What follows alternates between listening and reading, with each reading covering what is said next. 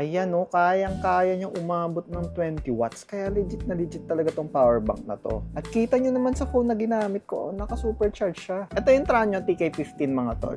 20,000 mAh na to at kayang full charge na to ang mga bagong phone from 0 to 100% ng 3 hanggang 4 na beses. Depende sa capacity ng phone mo syempre. Meron siyang Type-C 20 watts output at 18 watts input kaya mabilis din i-charge tong power bank na to.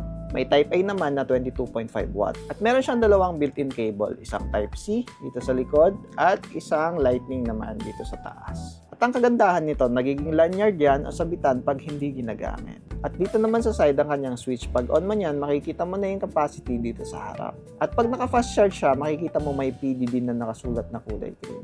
Kasama sa box ang Type-A to Type-C cable, isang papel, at ang Tranio TK15 power bank. Gusto ko talaga yung size na to, maliit lang, hindi siya ganun katangkad, at hindi rin siya ganun kabigat. 330 grams lang yan. Pero 20,000 mAh na. At ang pinakamalupit dyan, mura lang. Kaya kung gusto mo rin ito, check mo na lang yung link dyan sa baba at i-check out mo na yan.